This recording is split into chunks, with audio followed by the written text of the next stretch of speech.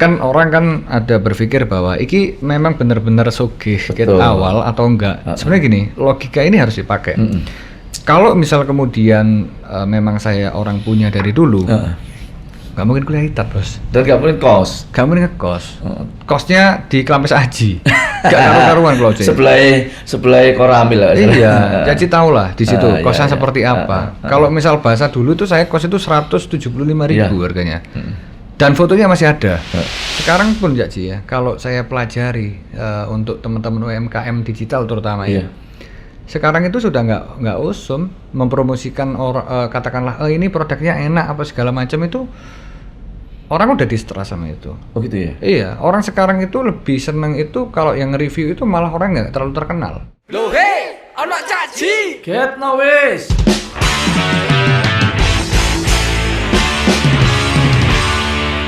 Halo, ketemu nih Jagongan Surabaya. Jagongan karo cacake arek Surabaya.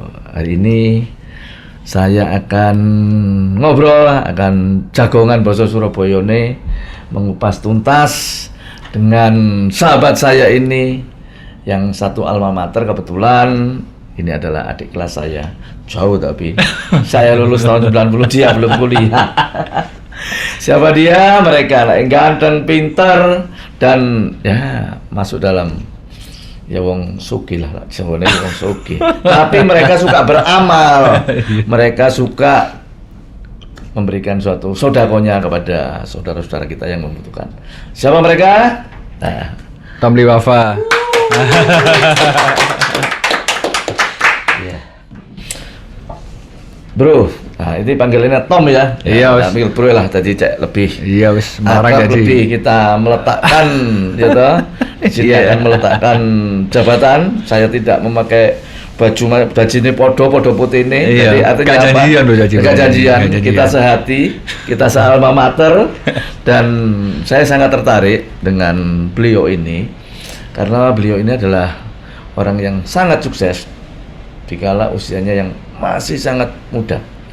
Kalau di Surabaya bahasa Inggrisnya jarangnya apa namanya? namanya? Iya, di media sering Crazy Rich Surabaya. Crazy Rich Surabaya. Iya. Crazy Rich itu bahasa Jawanya apa sih jane? Arek kadang-kadang bingung tangan apa cak? Enggak, gini Jaji. Jadi ada film Crazy Rich Asian. Kemudian kan kalau Crazy Rich Asian itu kan bagaimana di situ diceritakan ada orang biasa ya, sederhana yang kemudian nikah dengan orang yang kaya. Jadi kalau dianalogikan di Indonesia ini Crazy Rich itu orang yang kaya gitu loh. Maksudnya supercar segala macam. Saya pribadi secara ini nggak pernah mendeklar itu sebenarnya.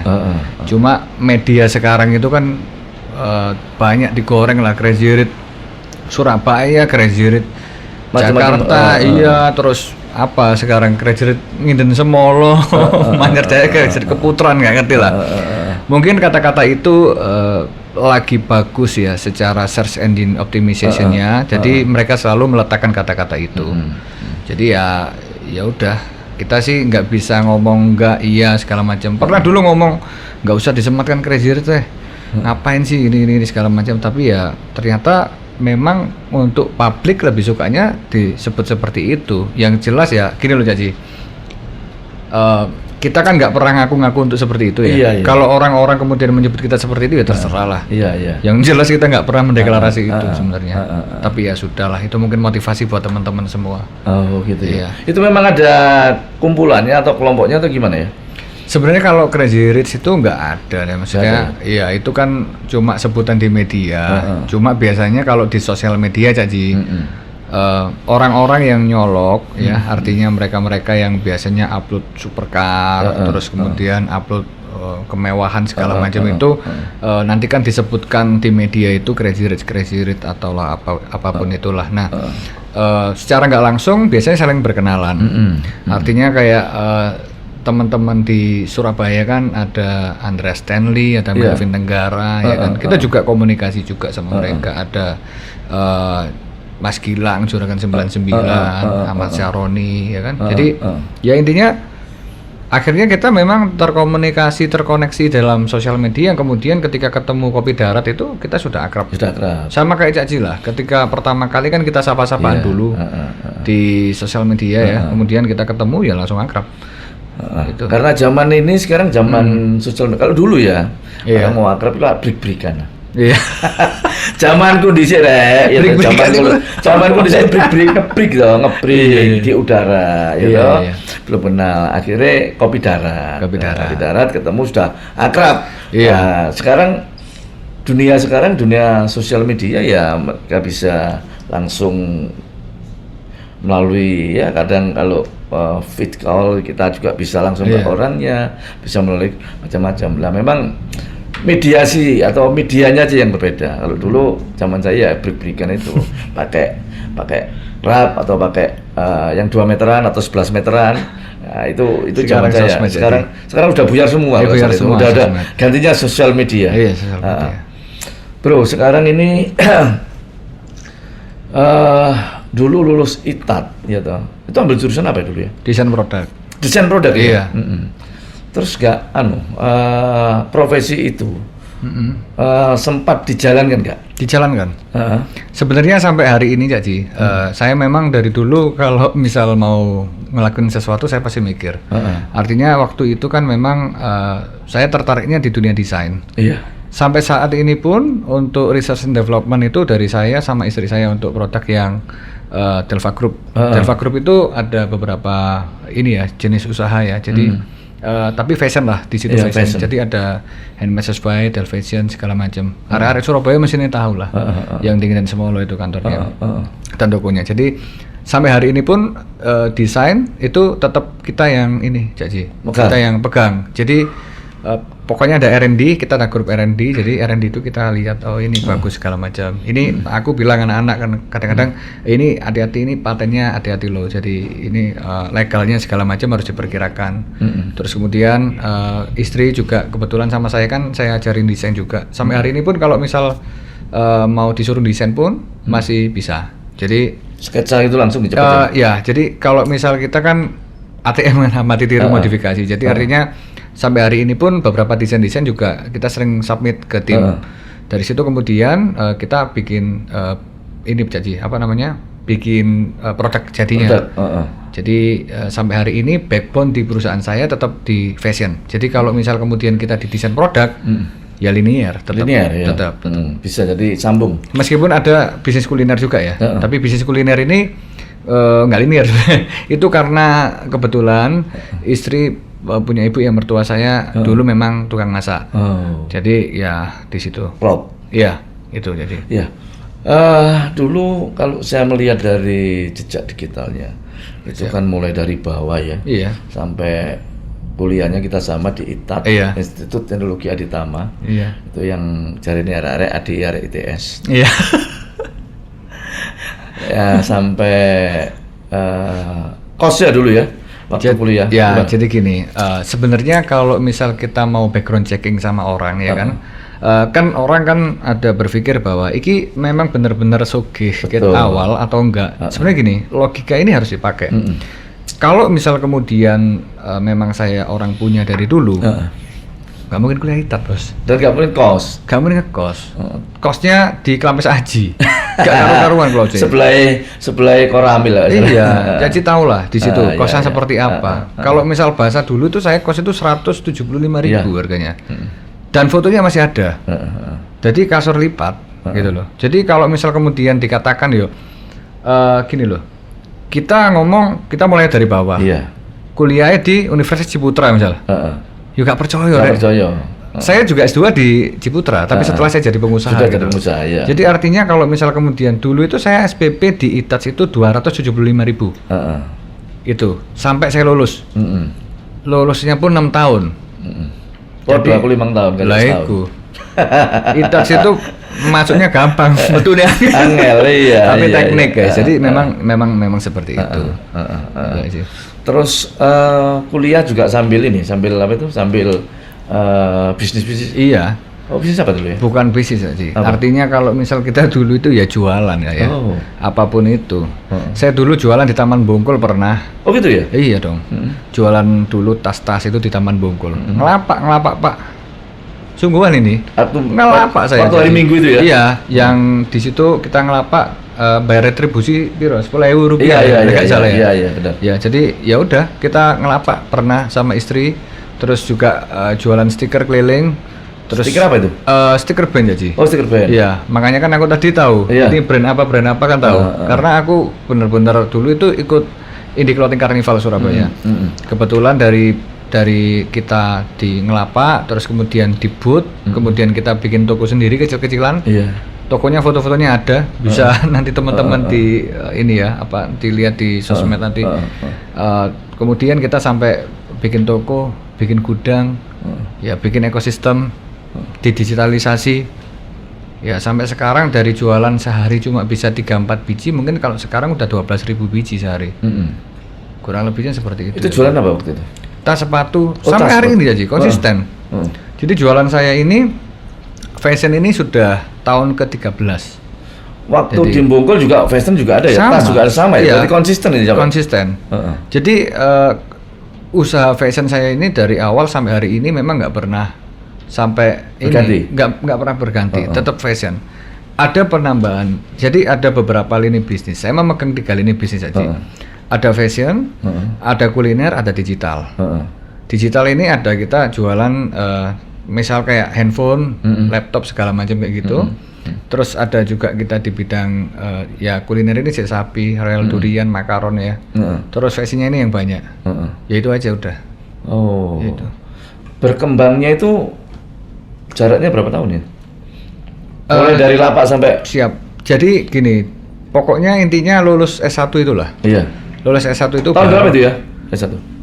Saya masuk 2008. 2008 tambah 6 tahun. Iya, 6 tahun jadi. Jadi tahun 2014. 2014 ya. 2014 itu kalau misal bahasa kerennya quantum leap ya. Jadi langsung meledak. Meledak. Karena dulu itu kalau kita kan dulu dilema, sempat ini kuliah ini dilanjut gak sih kira-kira kan?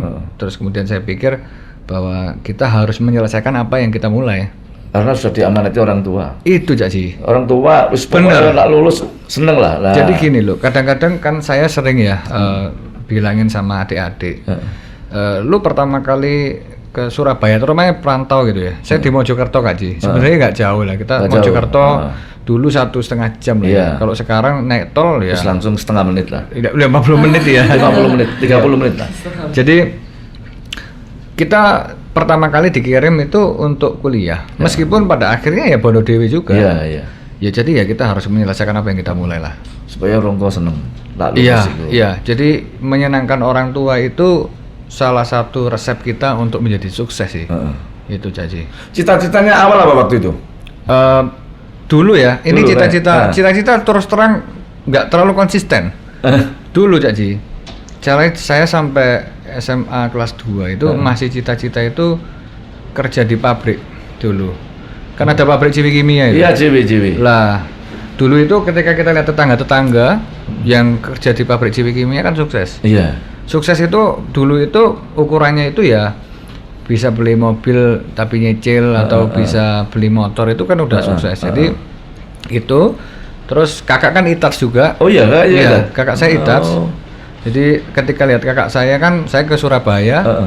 Waktu itu sama kakak diajak muter-muter Surabaya ya kan. Meskipun orang tua bahasanya di Surabaya sih.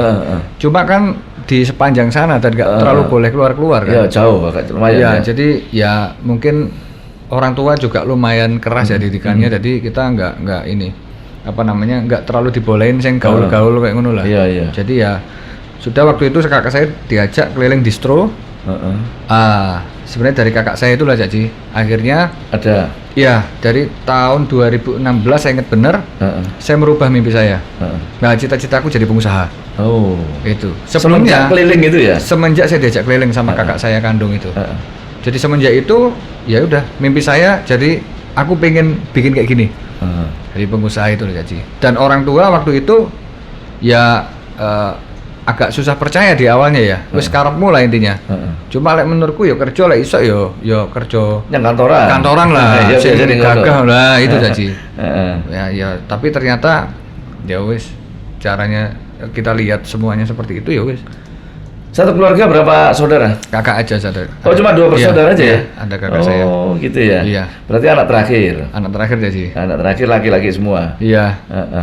Itu. Itu. Orang tua di Mojokerto. Mojokerto sampai saat Ibu ini. juga Mojokerto. Mojokerto. Ibu Gresik kan di sini kan? Oh, asli Gresik. Gresik. Cuma dulu sempat tinggal di Surabaya pada waktu saya kecil kan. Oh, pernah tinggal di Surabaya? Ya pernah. Oh. Waktu kecil. Tapi bentar aja. Habis itu ke Mojokerto. Oh. Kakek nenek Surabaya. Surabaya. Sepanjang. Oh. Iya. Setelah menjadi pengusaha sukses, itu seluk-beluknya gimana? Ada pernah rugi, bangkrut atau dikecewakan orang di gimana? Iyalah pasti itu udah asam garam lah. Itu nggak mungkin kita nggak pernah mengalami kerugian, nggak mungkin. Apalagi pas pandemi kemarin ya sih. Jadi pandemi itu kita nyetok barang banyak. Karena kan mau lebaran kan waktu itu kan. Kita nyetok banyak banget barang segala macam, jahit, nggak karu-karuan, gudang udah full ya. Kita ibaratnya amunisi udah siap ya kan. Covid Akhirnya hancur ya sih. mandek ya? Iya, 2 minggu lah kita. Saya sama istri di rumah di kamar wis nggak mau keluar. Antara parno sama covidnya, sama kita juga Sampai mikir ngedrop, nggak karu-karuan, hancur lah istilahnya. Saya kan dari dulu kan usaha fashion doang ya Ci. Fashion semua usahanya saya. Ada lah diferensiasi usaha kita interior apa segala macam, tapi nggak terlalu fokus. Begitu covid kita putar otak. Dari situlah saya bikin kuliner. Sesabiku itu namanya ya Ci. Waktu itu kan, waktu Covid kan juga masih PPKM ya, jadi susah juga ya benarnya. Loh, saya itu ya Ci, pertama kali waktu launching Sesabiku pertama kali ya. Itu kita sehari kejual cuma 16 porsi. 16 porsi ya? Iya. Gak sumbut orang buka ya? Loh ya hancur lah. Cuma tak pikir buat hiburan. Sampai sekarang jadi 60 cabang kita. Sesabiku itu ya? Iya. Jadi ya kita artinya apapun itu harus fokus. Terus bikin usaha kuliner lain. Saya sekarang ada durian, Royal Durian, ada yang di segala Mer? macam, yang di Mer. Itu ya sih. Pertama kali yang kuliner itu idenya dari siapa? Dari istri atau? Ya, karena kita saking kepepetnya tadi. Kita ngerasa fashion waktu itu kita juga sempat jualan masker kain kan, masker scuba waktu itu. Jadi bisa dibilang waktu itu kita ngusum masker scuba karena keadaannya market udah nggak karu-karuan harganya. Satu kotak itu kan dulu masker itu 400.000. Iya. Waktu itu jadi kalau kapan hari kan kita operasi pasar minyak lah. Waktu itu saya ngebombardir masker surgical itu dengan masker scuba. Jadi saya hancurkan harganya sekalian biar supaya stabil. Jadi ketika orang bikin masker scuba semua ya kan, ya masker scuba kan nggak terlalu laku. Iya. Dipikirnya kan masker scuba enak diumbah selesai, dipakai terus. Saya hancurkan harganya Rp2.000. Sejak padahal waktu itu orang-orang jual 5.000, 7.000 laku. Jadi saya bikin 100.000 masker scuba sehari habis. Besoknya bikin 80.000 habis. Dengan harga segitu?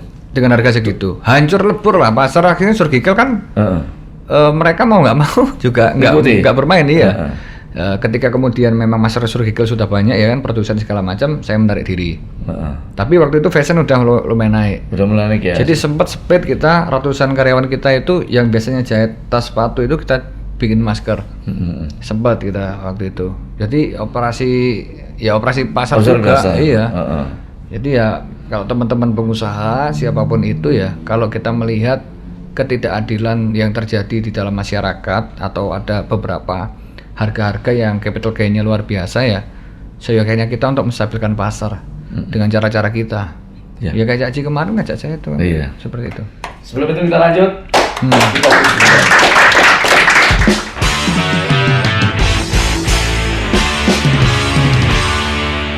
Lanjut mana Rek? Asik ngobrol karena nom-noman, jadi nggak ada batas ya, karena kita anggap sebagai teman diskusi yang cukup enak diajak ngobrol. Panggilan Tommy sejak cilik atau ya apa itu? Enggak sebenarnya. Iya. Jadi Tom itu kan bukan nama KTP. Iya. Jadi sebenarnya nama saya Arizal Liwafa. Oh, ada Arizalnya aslinya. Arizal Liwafa. Tom itu sebenarnya dulu nama panggung ya, Ji. Oh, gitu. Iya. Berarti main musik. Jadi dulu itu saya main musik sejak SMA. SMA itu kalau saya kan dulu ngefans sama band namanya Blink ya waktu itu. Teman-teman arek-arek mengerti pasti kan ada Tom Delong. Ya kita Tom Liwafa. Kalau misal dulu kayak misal kita panggilkan Arizal Namanya ketahuan. namanya nggak keren namanya. Jadi akhirnya kita itu. Lah itu tersemat lah. Orang-orang mengenal itu meskipun panggilan saya juga Ava sebenarnya dulu kan. Cuma nama sekolah itu ya. Iya, Ava nggak keren kayaknya. Iya kan? Jadi ya itu tadi. Itu nama panggung sebenarnya. Yang dilanjutkan sampai hari ini. Oh. Iya. Jadi itu nama panggung ya. Nama panggung sebenarnya nama panggung. Dulu waktu bermain musik apa? Vokal? Vokal ya, Ci. Oh, vokal ya? Iya. Jadi sok nyanyi jadi. Iso ya. Jadi kok di Ojo nyanyi tadi. Coba ojo rek. Aduh. Iya. Sekarang ini kan musimnya sosial media. Iya. Terus terinspirasi dengan ada berdirinya Delva Digital gimana? Oke, jadi Delva Digital ini sebenarnya jadi berangkat dari apa ya, keresahan saya terhadap banyak hal. Sekarang itu perangnya itu sudah perang digital, cyber warfare ya. Jadi kalau misal berbicara tentang digital itu nggak ada matinya, Caci. Contohnya gini aja deh, orang nggak pernah expect ya kalau sekarang itu kita bisa jualan itu di marketplace itu sampai puluhan ribu, Caci. Sehari gitu. 5.000, 10.000 segala macam ya kan. Jadi artinya sekarang itu pemasaran semua itu lewat digital. Kita sekarang dari bangun tidur sampai kita tidur lagi aja pegangnya aja handphone gitu loh. Nah, orang nggak sadar banyak sekali yang bisa digarap di situ, Jaji. Jadi kayak misal kita ngomong untuk Google Review ya, Jaji. Google Review itu kalau misal sudah di atas 5.000 itu bisa mengarahkan Google Map kita. Oh gitu ya? Iya, secara nggak langsung kita diarahkan itu kadang-kadang kita kesasar ya di satu tempat karena kita diarahkan terhadap Google Review-nya yang lumayan besar. Jadi algoritmanya membacanya seperti itu. Termasuk search engine optimization. Ketika kita berbicara tentang dunia digital, sesuatu yang sering diketik itulah yang kemudian akan muncul paling atas secara SEO ya, search engine optimization. Dengan cara kita di situ sering menyematkan kepada media-media yang punya traffic. Nah, jadi bagaimana kemudian kita bisa membantu UMKM, sedangkan kita ilmu digital aja nggak ada. Maka saya ada namanya ilmu digital untuk negeri. Saya kasih pelatihan gratis. Selama ini ada ibu-ibu, ada ojol, ada santri, ada apa ya?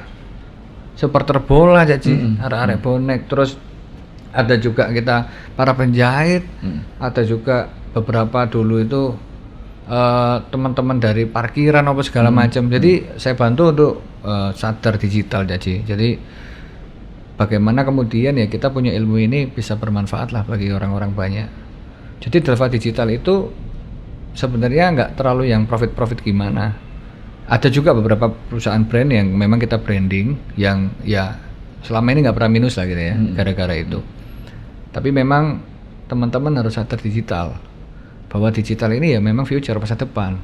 Kayak Cak Jila sekarang ya. Kan orang dulu image-nya kalau misal lihat orang wali kota atau wali ya kan, kita kan yang kaku, susah ditemui, nggak tahu aktivitasnya. Ya semenjak digital ini ada kan orang tahu. Oh, jadi ternyata humble sekali orangnya. Lihat di mana? Di sosial media. Kalau dulu nggak bisa. Dulu tuh kalau misalnya kita kepingin terlihat sesuatu itu, ya kita harus kerjasamanya sama koran. Iya. Jadi informasinya itu dulu itu centralized. Informasi dibuat di situ, siapa yang menguasai media itu yang menang. Kalau sekarang decentralized. Ya masing-masing orang bisa bikin digitalisasi. Ya digital itu broadcast everyone dan distorsi siapapun yang ada di situ. Jadi berita-berita misal yang kurang bagus bisa diklarifikasi. Kemudian kita juga bisa menjelaskan bahwasanya sesuatu yang terjadi itu seperti ini loh. Jadi semua orang sekarang, bahkan orang nggak punya follower pun Mbak Jaji, jika dia mengangkat suatu hal yang udah viral, terangkat, itu lebih cepat untuk diatasi. Faktanya sekarang ketika kita berbicara terhadap pemerintahan atau kita berbicara terhadap semua ya aparatur negara, Cak, kan saya juga pihak netral, saya juga rakyat, saya juga mengkondisikan saya orang biasa di sini ya. Artinya gini, sekarang itu kadang-kadang diomong kayak misal ini kok gak ditangani, Cak, pasti kan dikeluhi orang. Iya. Kadang-kadang kenapa viral dulu kok baru ditangani? Loh yo gini loh, yang diurusi kan nggak sedikit. Cak Ji pasti setiap hari didatengin berapa orang Cak Ji? Iya. Nggak karu-karuan. Saya lihat sendiri Cak Ji kan juga orangnya welcome sama semua orang ya. Ya memang sesuatu yang viral itu adalah sesuatu yang atensi. Jadi orang itu di situ itu bisa kemudian lebih cepat untuk mengatasi tersebut. Kenapa viral dulu baru diatasi? Ya sebenarnya yang nggak viral diatasi banyak juga. Cuma terblow up di situnya Cak Ji. Dan itu bisa buat ajang kita untuk speak up terhadap apa yang terjadi di kehidupan kita. Jadi saya juga kadang-kadang speak up juga Cak Ji ketika ada suatu ketidakadilan. Namun kita jangan lupa teman-teman untuk kemudian memverifikasi data dulu. Jangan-jangan kita memviralkan sesuatu yang salah, gitu loh. Terkadang kan ada beberapa case ya, dimana ketika kita udah ngeviralin sesuatu, udah berondong ya Cak Ji ya, istilahnya kayak negatif campaign sama orang, lah kok ternyata nggak terbukti. Nah itu nggak boleh. Jadi orang itu bisa penggiringan opini itu nggak boleh, nggak bagus itu. Ya, jadi saya juga sama teman-teman juga menyeimbangkan. Jadi bagaimana kemudian kita juga harus teliti untuk melihat informasi mana yang harus kita distorsi gitu. Ya, jadi memang apalagi di pandemi ini sosial media sudah sangat merajai di era keterbukaan ini, dan tentunya itu sangat membantu semua orang. Karena semua orang bisa membuat sosial media. Benar. Yang namanya media konvensional sudah tergulung habis. Tinggal media mainstream yang memang kecepatannya lebih cepat daripada media konvensional. Ya media mainstream anak-anak itu sekarang semua orang juga hampir sama juga mau bikin media mainstream karena mencari pemberitaan yang cepat. Tak. Nah, orang juga ingin mensosialisasikan diri juga bisa melalui media sosialnya sendiri-sendiri. Ini karena memang gini jadi kadang-kadang kalau dulu kan ada redaktur ya. Kadang-kadang ya mohon maaf, ada politik kepentingan di situ. Jadi nggak bisa kemudian kita berkata jujur. Sekarang pun Cak Ji ya, kalau saya pelajari untuk teman-teman UMKM digital terutama ya, sekarang itu sudah nggak usum mempromosikan katakanlah ini produknya enak apa segala macam itu. Orang udah distrust sama itu. Oh gitu ya? Iya, orang sekarang itu lebih seneng itu kalau yang review itu malah orang nggak terlalu terkenal. Jadi bisa membuat orang-orang itu natural gitu loh. Natural ya? Jadi better. Yang sekarang diangkat itu ya memang beberapa teman-teman yang istilahnya kita fokusnya itu kepada customer ini ya, customer oriented dulu. Customer ini kita senangkan, itulah yang kemudian akan menjadi testimoni alami yang kemudian dia menjadi butterfly effect. Artinya bisa ini ya, word of mouth itu terjadi dari situ. Dari situ. Iya, jadi orang kalau misal kemudian semua kita ngomong ini bagus produknya, ini bagus. Siapa sing kecap gak nomor 1? Lah iya makanya iku Cak Ji. Jadi kelihatan gak settingan. Nah makanya, jadi kalau saya sendiri nge-review sesuatu itu juga harus ada data dan faktanya. Jadi saya kalau nge-review sesuatu ya orang kalau misal ke saya, loh Mas Tom kok ngono kok gak sing iki lho, aku jujur ya. Loh aku ngomong gitu loh, mobil jenis ini. Tak bilang, misal kita mobil supercar. Kon ngomong enak tekan ndi? Mobil supercar itu aerodinamik gitu loh. Atos. Kenapa bisa seperti itu? Ya iya, kalau misal terlalu empuk, bayangkan kecepatan tinggi empuk. Monting ya. Monting, gelung nggak karu-karuan. Jadi memang semua itu didesain sesuai dengan kapasitas masing-masing. Jadi ya kita harus jujur juga dalam bersosial media. Kalau nggak jujur, dititeni juga. Wong iki pencitraan tok kasarnya seperti itu. Kaspo ae. Iya, kaspo iki merasa. Lah iya. Solu wong kenane gak enak kok ngomong enak. Lah iya supercar memang tak tumpakane gak enak, lah gagah iya, larange iya. Lah empuk ya gak empuk atus apane kena goda. Bok lodak-lodak iya. Kecepatan banter ya mana? Iya ta. Iya. Terus kita menjak masalah bisnis. Sekarang bisnis apa yang ditekuni? Lumayan banyak ya, Ji. Ya. Jadi intinya sekarang itu bisnis saya di 3 sektor tadi yang saya sebutkan, di fashion, kuliner, sama digital. Meskipun memang ada beberapa bisnis yang mau dirintis aja. Ada juga ini saya mau bikin kampus aja. Kampus ya, Iya. kemarin bicara. Iya, makanya. Cari tanahnya saya itu angin. Makanya saya minta doa restu ini. Iya, bagus untuk saya minta pendidikan. doa restu Ji. Jadi selama kita, kalau katanya dan Roni ya, Pak Mat Saroni itu kan senior di Predator Club. Jadi selama mimpi itu gratis ya kenapa enggak?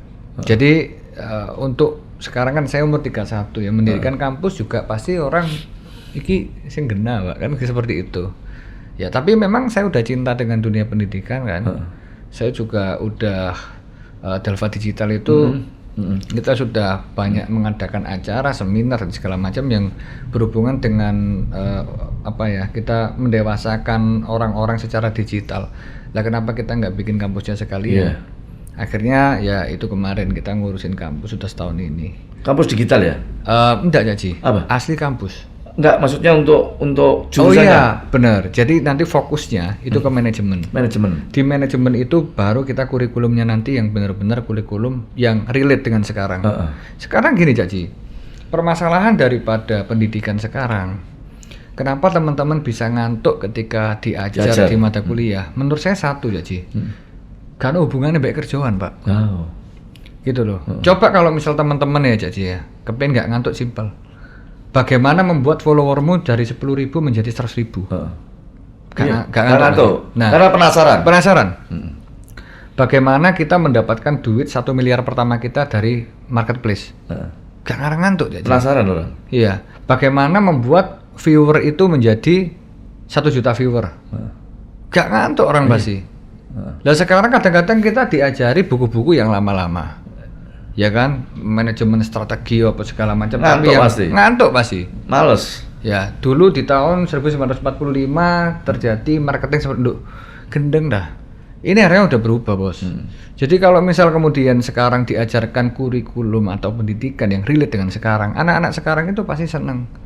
Nah, kadang-kadang ketika saya menemui dosen beberapa yang dia mengikuti kayak sini kan mengikuti digital. Enak pasti diajak ngomong. Nggak kagok gitu loh, paham gitu loh, paham tentang kayak misal kemarin ya, kan itu adalah murid dari saya punya teman punya kampus di Semarang, salah satu mahasiswanya itu namanya Gozali, kan terkenal itu, NFT kan, non fungible token, dia bisa jadi miliarder dalam waktu cepat kan, nah itu artinya membuktikan bahwasanya digital itu segila itu Ji. Menjanjikan. Iya, jadi kalau misal kemudian mata pelajarannya ini tentang NFT nih, ya gini loh, manajemen marketing misal, tapi di situ pembahasannya adalah NFT. Kita kan bikin kurikulum kan nggak boleh sembarangan juga. Jadi kalau misal pembahasannya itu relate, orang nggak ngantuk pasti. Iya benar. Kadang-kadang orang membahas sesuatu yang ada di Google. Yo wes nggak lah menurutku nggak bisa nggak bisa membuat orang lain itu untuk tetap keep in touch di situ jadi benar-benar harus relate, mata kuliah pelajaran itu harus sesuai dengan apa yang terjadi sekarang. Kayak misal nih kita berbicaranya tentang kayak Google Review. Lah gimana sih caranya Google Review itu supaya kemudian bisa banyak yang nge-review, supaya kemudian kita diarahkan ke situ.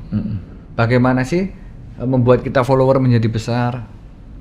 Kita semua pengen viewernya ini tinggi kan? Tinggi semua. Lah, kan harus dilihat tuh tagline-nya apa di situ ya kan, terus judulnya apa dan pertanyaan apa yang harus diajukan. Tadi sih saya nggak request sama sekali untuk pertanyaan yang diajukan ya. Nggak.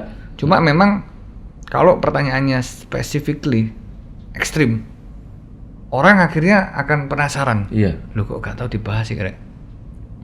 Ya, kita bilang katakanlah skema Ponzi, penipuan. Itu kan orang langsung clickbait ya. Iya. Ini. Penasaran. Ya apa supaya gak ketipu kan ngono. Nah, ya apa gak ketipu kan? Life hack menghasilkan 1 miliar 1 minggu. Orang langsung penasaran. Caranya seperti apa? Caranya seperti ini. Affiliate misal.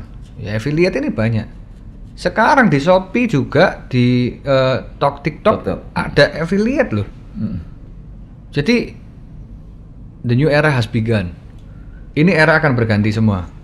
Sekarang semua orang yang live, Jaji, percaya nggak percaya, Jaji, nanti ada orang live. Ini kata-kata saya bisa kan terekam di sini ya. Nanti influencer itu bukan lagi paid promote, kemudian dia mempromosikan. Enggak. Itu nanti sudah nggak, itu lewat. Lewat ya. Karena gini, banyak orang itu habis 1 miliar ngendorse orang, gak efek. Ya kan, cuma keren tok tapi gak ngefek. Nanti yang akan ada di Indonesia, karena saya kalau baca jurnal pasti dari Amerika punya, jadi nanti kalau kita berbicara masa depan, influencer dibayarnya itu adalah ketika kita bisa memfunneling dari sesuatu yang ada di luar yang langsung nyorong ke bawah. Kalau bahasa paling gampangnya, Cak Ji, saya ini mempromosikan sesuatu. Berapa orang yang check out di situ, itulah gaji saya. Misal, katakanlah Cak Ji jualan road bar. Iya. Road bar ini live sama saya. Ya, road bar live sama saya. Ya kan? Ini kita nyobain road bar, guys. Jadi ini rasanya seperti ini, kita jelaskan satu persatu. Begitu kita jelaskan satu persatu, follower saya kan akhirnya tertarik. Naik. Bukan naik, Cak Ji, tertarik. Tertarik. Weh, Mas Som kok cek enak emang nih. Di situ diklik. Kita punya di situ koin. Ya kan, artinya kita punya di situ deposit or something, ya kan? Karena di marketplace juga udah deposit. Kita langsung check out segala macam. Misal dari saya live, ini laku 1000 biji, 1000 kotak. Saya nanti dapat bayaran dari tiap penjualan ini. 5-10% kalau nggak 15%. Tergantung deal-dealan. Road bar kira-kira rugi nggak kalau kayak gitu? Bayar orang mahal-mahal, bayar saya 10%, kan nggak rugi? Enggak. Itu affiliate yang bener. Bukan kemudian kita itu bayar orang 1 miliar, 2 miliar, tapi nggak ngefek jualannya. Nggak ngefek. The new era has begun, bos. Ini tergantung jualannya, baru mereka itu persentase. Ini belum terlalu terjadi. Tapi pegang kata-kata saya, ini akan terjadi. Karena ini sudah dilakukan di Rusia, Cina, dan Amerika. Sudah sistemnya affiliating sekarang.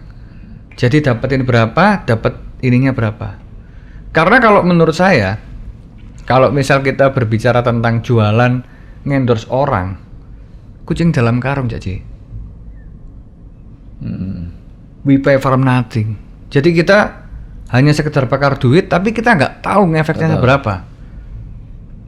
Era ini akan berubah. Ini belum dibahas di banyak orang, tapi ini akan berubah. Karena ketika saya dulu bilang bahwa sosial media bisa menghasilkan uang miliaran, orang nggak percaya. Lah pokon dulinan sosmed itu Tom. Lah pokon. Saya nongkrong dulu, Cak Ji ya. Saya mainan supercar ya. Sama orang-orang kaya semua itu punya supercar. Apa fungsinya sosmed itu gak jelas. Show off segala macam. Sekarang semua minta saya tag kok. Loh itu kan pembuktian. Sekarang kayak misal saya foto sama orang. Kadang kita baru kenal foto segala macam. Kita foto. Besoknya telepon lagi. Mas Tommy, aku ternyata saya kenal sampai itu banyak banget gini. Lah butterfly effect. Orang apalagi kayak misal Cak Ji kan nggak akan terlalu monitor siapapun itu. Nggak akan monitor ini siapa. Begitu lihat sosmednya langsung nyambung semua. Biasanya seperti itu. Iya. Jadi memang ya era perubahan ini ya. Perubahan grid dari kolonial, zilenial. Nah, anak-anak yang zilenial ini yang nantinya yang paling bawah, yang mungkin ya 23 tahun ke bawah. Awet dhewe sampean sih milenial. Karena 23 40 awet dhewe 40 ke atas itu. Zamannya awet zaman kolonial ya. Iya. Tapi mau nggak mau ya kita harus ngikuti lah. Paling tidak. Iya, nggak terlalu kuper-kuper nemen lah. Benar. Nah, itu. Ya termasuk podcast ini kan. Maksudnya gini loh. Orang itu kan kalau misal ngelihat itu kan don't judge book by cover kan semua nggak bisa. Tapi kalau misal sekarang ini kita bisa ngejudge orang juga lewat video itu udah lihat. Iya, benar. Oh, orang ini karakternya seperti ini, karakternya seperti ini. Dan memang ya banyak benernya gitu loh. Jadi untuk profiling orang dari sosmed aja, postingannya aja udah bisa dilihat. Meskipun nggak semuanya kadang-kadang oke ya, cuma lebih enak di situ daripada kita profiling dari kata-kata orang. Iya, iya. Gitu ya sih. Oke, kita break dulu. Siap. Loh, hei, ono caci. Get no wis.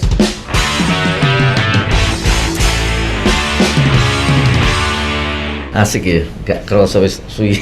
Iya sih. Iki ngomong arek nom-nom yo ngene iki lho, dadi engko kalau rek ya kaya kon sukses. Meskipun hambatan opo wae, tapi kalau konsisten, ditekuni dan nanti akan menemukan jalannya seperti kayak Tom celukane. Selama ini hambatan apa yang kira-kira dalam membangun usaha ini yang menjadi hambatan? Hambatan di dalam kita berkarir dan berkarya itu pasti ada. Cuma kita nggak pernah fokus sama masalah, Caci. Jadi ibarat saya berarti kalau selalu ngomong adalah kita ini ada jalan yang lurus. Kemudian di situ ada beling, ada duri, ya kan. Terus kemudian ada batu. Kita kalau misal terlalu fokus nyingkirin ini satu persatu, ya kita jalannya pelan. Saya daripada nyingkirin itu satu persatu, Pak Caci, lebih baik saya pakai sepatu baja. Diterak aja wis. Diterak aja. Karena kenapa? Daripada kita fokus terhadap masalah-masalah yang ada, lebih baik kita fokus terhadap sesuatu yang akan kita raih. Jadi kalau misal kemudian kita ketipu segala macam, ya semua tetap diurus ya. Cuma kita tetap fokus terhadap apa yang akan kita dapat daripada apa yang udah hilang. Jadi kita fokusnya itu selalu positive vibes. Jadi hal-hal yang kecil itu ya hiraukan aja lah. Ya dihiraukan aja. Sekarang gini Caci, kita punya 1,3 juta follower ya kan. Emang bisa semuanya suka sama kita? Ya gak bisa. Ya gak bisa. Kalau misal dari 1,3 juta yang komen misal katakanlah 10.000 orang atau 1.000 orang deh, 5 orang nyinyir itu kan udah biasa. Kita nggak bisa maksa orang untuk senang dengan kita semua, nggak bisa. Pasti ada pro kontra, pasti ada. Cuma memang kalau misal kontranya itu sampai 70% ya kita bermasalah berarti kan itu. Terkenal kan itu ada dua Caci, famous atau notorious. Kalau misal famous itu adalah kita terkenal tapi positif. Notorious adalah kita terkenal tapi negatif. Cari sensasi, nongkrong di masalah orang. Apakah seperti ini bisa dilakukan? Bisa saja. Cuma apakah kita mau meninggalkan legacy untuk anak kita itu legacy yang buruk, yang negatif. Jadi buat semua pegiat sosial media, influencer ya kan, jangan karena kita pengen traffic kita bikin perkara sama orang. Kalau misal kita memang harus membela orang yang benar tapi disalahkan, bolehlah kita speak up. Ya, sometimes kita juga speak up terhadap sesuatu yang harus di speak up kan gitu loh. Tapi kita juga tidak boleh berkontribusi dalam huru-hara. Jadi artinya ada sesuatu kerusuhan yang di situ itu memojokkan satu orang yang kadang belum terbukti bahwa orang itu salah, kita ikut-ikutan nimbrung. Lah itu nggak boleh. Kalau dari saya ya, kalau misal mau terkenal, ya cobalah kita terkenal dengan cara positif. Itu lebih long lasting daripada kita nangkring di masalah orang. Kalaupun kita nangkring di masalah orang, kita pastikan kita memang dari awal terlibat di situ. Dari awal kita memang ngerasa bahwasanya kita tahu ini seperti apa sih ceritanya, gitu loh. Kita ada di situ, jadi kita paham bener. Jadi kalau misal kita nggak paham sesuatu ya lebih baik diam. Daripada kita berkata tapi salah. Apalagi nggak ada data, ya faktanya nanti ya berantakan semua. Pesan untuk anak-anak muda Surabaya, karena ojo sampai kadangkala itu ya kalau mau sukses harus di Jakarta. Nah, ternyata di Surabaya kan banyak orang-orang sukses. Siap. Apa pesan?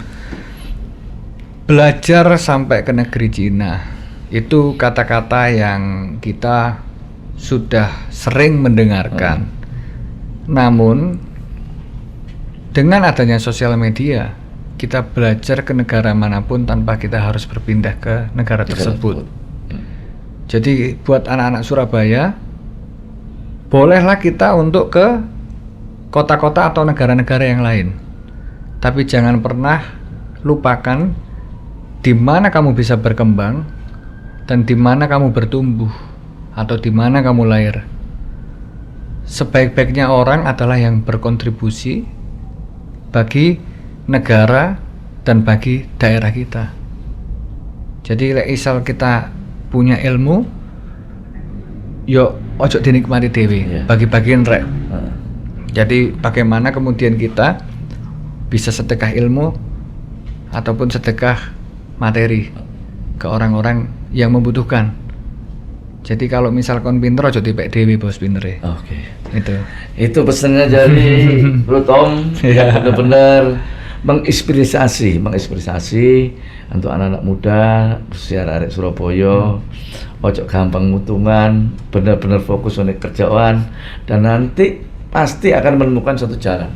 Jalan itu memang nggak bisa instan, memang harus ada jalan ceritanya. Dan jalan itu juga bisa cepat, bisa lambat, tergantung kemampuan dan kemauan kita untuk mencapai jalan yang akan dituju atau mimpi yang akan dituju. Oleh karena itu, kita terima kasih kepada Tom Lee Fafa. Ayo rek jagongan karo Caci. Iki ono roti bakar enak. Nah, iki lho roti bakar ya. Nah, roti bakar produk UMKM Surabaya. Dan tentunya kalau mau pesan ada di nomor telepon bawah ini, ada di IG-nya juga ada. Coba yo, ojo lali Rodbar, produk UMKM Surabaya. Oke, jadi ini Rodbar ya kan. Tapi kita review jujur aja ya. Kita review jujur aja.